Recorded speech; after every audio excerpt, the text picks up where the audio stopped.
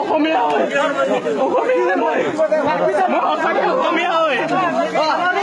মোৰ দেউতাৰ নাম গোপাল চন্দ্ৰ দাস, মাৰ নাম ৰাধিকা দাস। দিনতে আহিছিলো।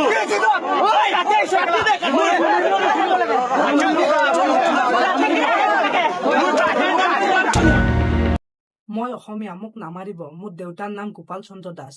এয়া আছিল এজন মৃত্যুৰ ভয়ত কঁপি থকা যুৱকৰ অন্তিমটো আশা।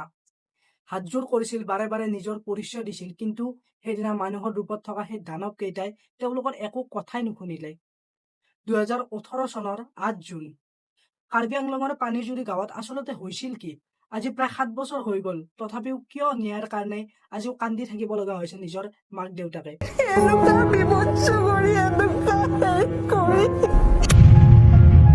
জিৰ এই ভিডিঅ'টোত আলোচনা কৰিম নীল আৰু অবিৰ সেই কলা নিশাৰ প্ৰতিটো সঁচা কথা।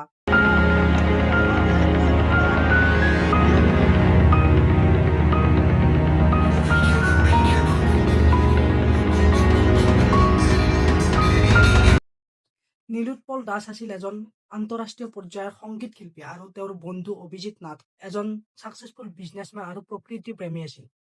8 জুনৰ সেই দিনটোত তেওঁলোক কাৰ্বি আংলঙৰ কণ্ঠিলাংচুৰ সেই ৱাটাৰফলটোলৈ গৈছিল। তেওঁলোক সেই ৱাটাৰফলটোলৈ যোৱাৰ মেইন কাৰণেই আছিল প্ৰকৃতিৰ কিছুমান শব্দ ৰেকৰ্ড কৰিবলৈ আৰু কিছুমান মাছ সংগ্ৰহ কৰিবলৈ গৈছিল। কোনে জানিছিল তেওঁলোকৰ হাতত থকা সেই সৰু মাছবোৰে যে তেওঁলোকৰ মৃত্যুৰ কাৰণ হ'ব? সেই সময়ত অসমৰ গোটেই মানুহৰ মোবাইলতে এটা হোৱাটছআপ মেছেজ বহুত ভাইৰেল হৈছিল, খোপা ধৰা আহা বুলি। 5-6 তাৰিখৰ পৰা মাদমাটো বেছি হৈছে, বিশেষকৈ খোপা ধৰা। খোপা ধৰা ক'লে বোলে কি কাৰি ফুটা বজাই দিলে, বজাৰ কাৰণে আৰু চব কোন মানুহ আহিলে। নীল আৰু অভি যেতিয়া তেওঁলোক উভতি আহোঁতে এজন মানুহৰ লগত তৰ্ক বিতৰ্ক হৈছিল আৰু সেই মানুহজনে গোটেই গাঁৱত খবৰ দিছে যে SUV গাড়ীখনত খোপা ধৰা আহিছে। এই ভিডিঅ'টো আপোনালোক শেষলৈ চাব, তেতিয়াহে গম পাব সেইদিনা নীল আৰু অভিক কোনে মাৰিছিল আৰু তেওঁলোক এতিয়া আছে ক'ত। গতিকে ভিডিঅ'টো শেষলৈ চাব, পাৰিলে ভিডিঅ'টো লাইক আৰু চেনেলটো ছাবস্ক্ৰাইব কৰি ল'ব।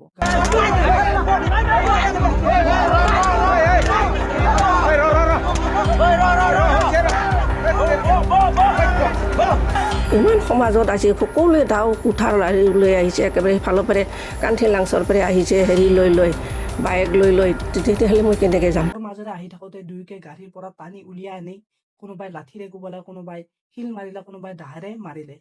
নীলোৎপলে বাৰে বাৰে তেওঁৰ মাক দেউতাকৰ নাম ক'লে আৰু ক'লে মই এজন অসমীয়া, মোক নামাৰিব। কিন্তু সেইদিনা তেওঁৰ কথা কোনেও নুশুনিলে। ভিডিঅ'টোত আমি দেখিছোৱে সেই দানৱ কেইটাই কেনেকৈ হাঁহি হাঁহি তেওঁলোকক মাৰি পেলালে।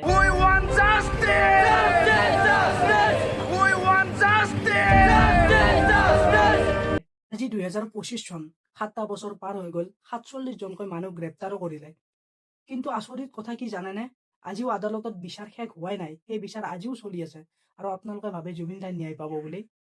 মইতো আপোনালোক প্ৰত্যেকটো ভিডিঅ'তে কৈছোঁ জুবিন দাই কেতিয়াও ন্যায় নাপায়। নীল আৰু অভিৰে আজিও সেই আদালতত বিচাৰ চলিয়ে আছে। নীল আৰু অভিৰ এই কেছটো ডিফুৰ পৰা নগাঁও আদালতলৈ ট্ৰেন্সফাৰ কৰিলে। যিবিলাক মেইন সাক্ষী আছিল তেওঁলোকেও নিজৰ কথাবিলাক আদালতত চেঞ্জ কৰিব ল'লে। কিন্তু কিয়, কাৰ ভয়ত তেওঁলোকে এই কথাবোৰ লুকুৱাই ৰাখিলে, ক'ব নিবিচাৰে। নীলোৎপলৰ দেউতাকে আজিও আদালতৰ বাৰান্দাত বহি থাকে এটা ৰায়ৰ আশাত। তেওঁৰ এটাই প্ৰশ্ন, আমাৰ ল'ৰাই কি দুখ কৰিছিল? নীল আৰু অভিজিতৰ মৃত্যু এটা হত্যাকাণ্ডই নহয়, এয়া আমাৰ সমাজৰ অন্ধবিশ্বাস আৰু বিবেকহীনতাৰ প্ৰমাণ। ভিডিঅ'টো শেষ কৰাৰ আগত আপোনালোকক এটাই অনুৰোধ কৰিব বিচাৰো, একো খবৰ সঠিককৈ নাজানাকৈ কেতিয়াও শ্বেয়াৰ কৰিব নালাগে। আপোনালোকৰ এটা শ্বেয়াৰে কাৰোবাৰ জীৱন শেষ কৰি দিব পাৰে। আপোনালোকৰ কথাটো হয় নে নহয় বুলি ভাবে। 7 বছৰ হৈ গ'ল, আজিও যে তেওঁলোক ন্যায় নাপালে, এইটো আমাৰ আইনী ব্যৱস্থাৰ বিফলতা নেকি? তেন্তে এই ভিডিঅ'টো আপোনালোকে শ্বেয়াৰ কৰক। এই দুইজন শিল্পীৰ ত্যাগৰ কথা কোনেও যাতে পাহৰি নাযায়।